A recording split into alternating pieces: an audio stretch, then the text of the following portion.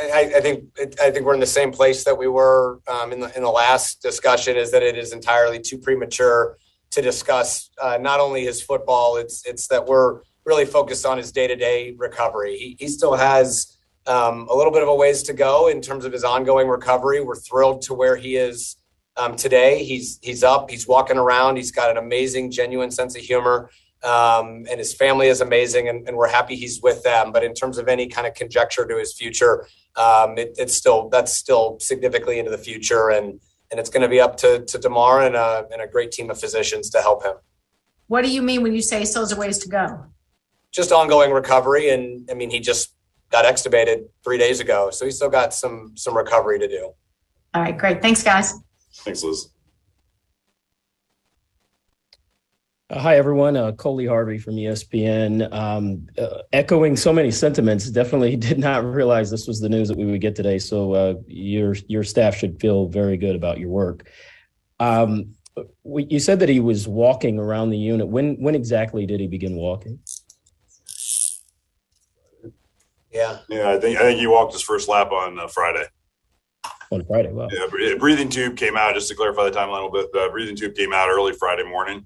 And he's continued to make good progress since, but worked with physical therapy and had assisted walks with the nursing staff on Friday, continuing to regain strength. He's certainly on what we consider a very normal to even accelerated trajectory from the life-threatening event that he underwent, but is making great progress.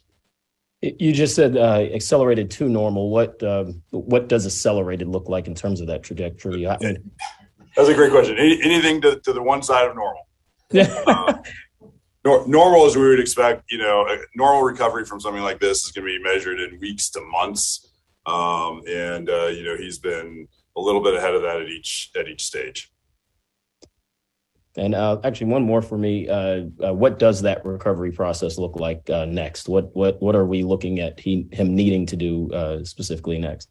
The goal for every patient who suffered a serious illness or injury is to help them to return as close to baseline as possible. So we anticipate that he would have likely ongoing needs, whether it is therapy or working with different specialists to get him as close to where he really can be. But again, to echo what we talked about on Thursday, he appears to be neurologically completely intact. And there's no reason to believe that he won't continue his path to recovery. Thank you guys so much. Doctor. I think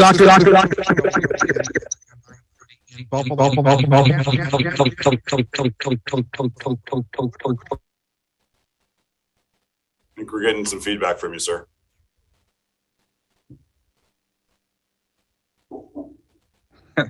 Gentlemen, first and foremost, I would like to say awesome job that you two and your medical staff has done up there in the University of Cincinnati.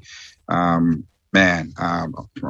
here, Waffle 1080 from Buffalo, and everyone from Buffalo, for me, would thank you guys a great deal on such a remarkable recovery as far as Damar.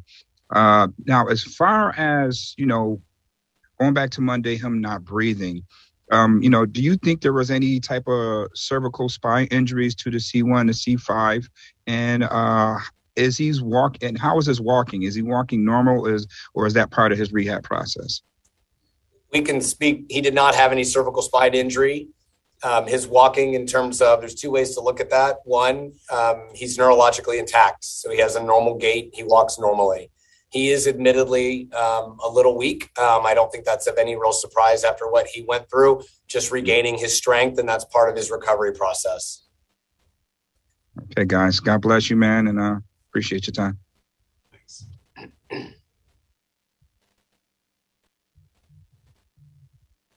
Doctors, hi. This is John Barr with ESPN.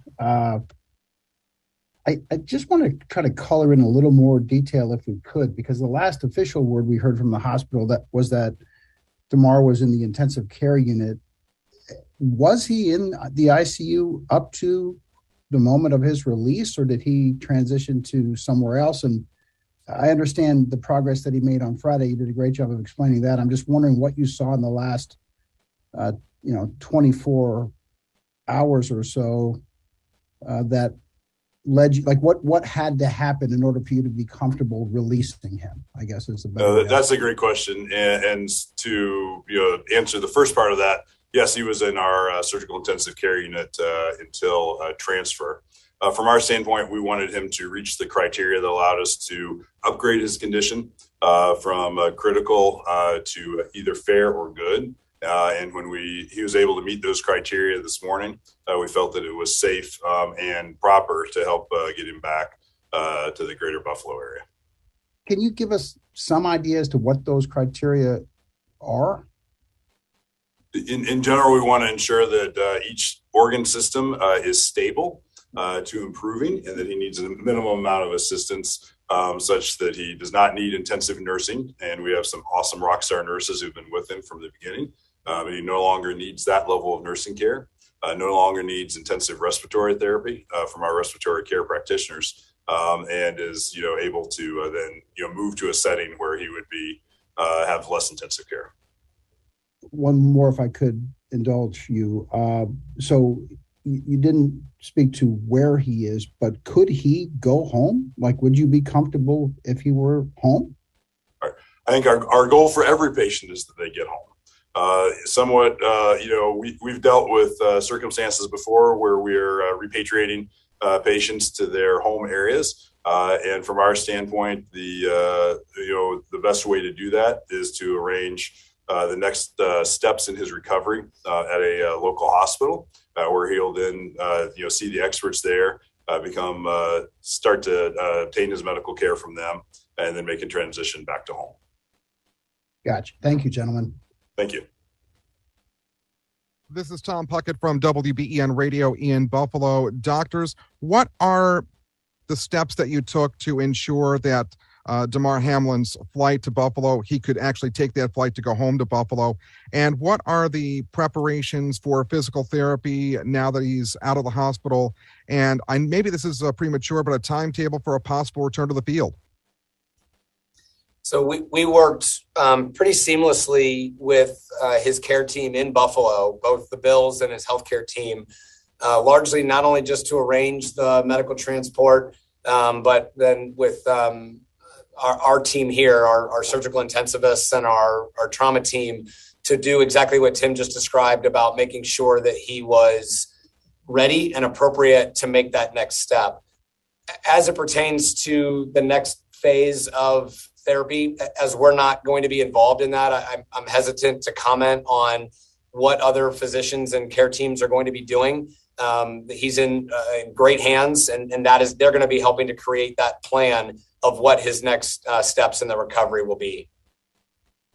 Just to clarify, he is home in Buffalo. He's not been transferred to another hospital. He's been transferred to another hospital. Thank you. Yes. Hey, hello, doctors. Alex Brasky with the Batavia Daily News here in Western New York. Thanks for all you've done. Now, were you able to watch the game on Sunday? Do you have any reaction to the reaction from the fans and just the overall league this week in support of Damar and just the steps taken to honor him? Yes. No, that's a great question. So, we have permission from him and his family to let you know that he did watch the game on Sunday. He was beyond excited and feels very supported by the outpouring of love from across the league, and especially from the Buffalo area. We've learned this week that the Bills Mafia is a very real thing, and we all feel the love from you all in Western New York. But he watched the game on yesterday. When the opening kickoff was run back, he jumped up and down, got out of his chair. Set, I think, every alarm off in the ICU in the process. But he was fine. It was just appropriate reaction to a very exciting play.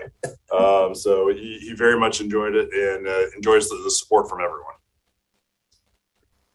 All right. And just moving forward, I know people have asked about the steps in his recovery, but is there any sense you can give us as far as how far away he is to returning to normal life? I think it's too premature to speculate with that. He's making great progress. Again, his brain, and neurological function is really normal. And so, right now it's just a young man recovering from a very serious illness. And we think that he will, recover well from this, and he has a great positive attitude. He originally asked, who had, won. And, his answer now to that is that we all won out of this. He's won as a patient. Hopefully everybody will go out and get trained in CPR so that you too can save a life someday. And out of all that, everybody can win. And so we really agree with his sentiment that we all won from this. Thank you so much. We're going to have one more question. And then thank you so much for your service. I appreciate your time. Thank you. One more question. Hi, doctors. This is Jesse. Hi, doctors. This is Jesse Kirk, NBC Network News. Thank you for briefing, and just to echo everything what you and your entire team has done throughout the last several days. I know you said we're a long way off from you and Damar being able to consider if he'll ever be playing again, or in the near term or in the long term. But can you give us an idea? Obviously, you said he's in another hospital right now, so the answer today would be no. But the Bills still have games left in the postseason. I know that Damar has tweeted about wishing he could have been out there on the field with his teammates yesterday, whether it's on the field, on the sideline, in a box in case the weather was too intense for his body right now. Is there any possibility that in the weeks ahead he could be healthy enough to be in attendance at a game to salute his teammates and the fans? Is that something we could conceivably see, or is he pretty much going to have to stay at home inside for the next few months? I think we're going to defer that to his care team in Buffalo to assess the availability of such a next step. I mean, obviously, it's something that we would all love to be able to see, but again, still likely premature to comment on even today. And honestly, he's in a different care team now in their hands. And so we're going to defer to them to some of those next decisions about the ability to be with his teammates and cheer them on. I think that would be the best thing to do. Thank you very, very much for the questions that you've posed today. We are really grateful. Before we close, Dr. Knight, Dr. Pritz, is there anything else that you would like to say or comment on before we close today? Just again to say that we are mostly grateful for how well Damar has done. He has an amazing family, and they've been with him at his side, and members of the Buffalo Bills organization have been with him as well since this all happened.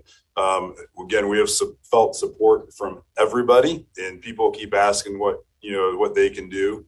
Learn CPR, support public access to defibrillators, so that if people are presented with similar circumstances, they can have an outcome ideally as good as he has had under these circumstances. And, if you want to work locally and thank the people at your local medical centers, the hardworking folks who do this every day. It's a little bit unusual for everybody who's been involved with this to be recognized, but we certainly appreciate it. And I can tell you that the nurses, the respiratory therapists, the pharmacists, the medics, everybody here takes great pride in the work that we do every day. And so, thank them and continue to encourage what they do, and then, if you have the opportunity to support the generation of new science and new research, it can really move things forward. Because if you look back at it 20 years ago, public defibrillation and CPR was not necessarily a common thing. And so we have a local saying here that in science lives hope. And so really it's that next generation of science that will continue to move medical care forward. Thank you. Dr. Knight, anything? All I can say is that we had the right people in the right place at the right time for Damar, and to echo on what Tim said, by training in good quality CPR and having that ability to bring this same type of outcome, we wouldn't necessarily call this miraculous. Is it remarkable? Absolutely. But this was a textbook resuscitation on behalf of our team that allowed Damar to have an expected outcome when one has immediate bystander CPR and defibrillation. And so we can't credit the team approach. We can't credit the Bills enough, Damar's family, to really be able to celebrate what is probably the most awesome discharge from our hospital that we've had in a long time. Great. Thank you so much. Again, we are so thrilled that Damar is back in Buffalo to continue his recovery. A big, big, huge thank you to the Hamlin family, the Buffalo Bills, for their amazing partnership with us, to all the first responders on field, the healthcare teams, the transporters, and our extensive care teams, and most importantly, to Damar for inspiring all of us. As the Bills said on Friday, the amount of faith, hope, and love that we have seen over this past week has been unbelievable and amazing. We also want to thank you, the media, for your respect of the family and their privacy, and so thoughtfully handling this situation with us and everyone involved. And I guess we'll close by saying, you know, Damar said it best. We all won. Thank you.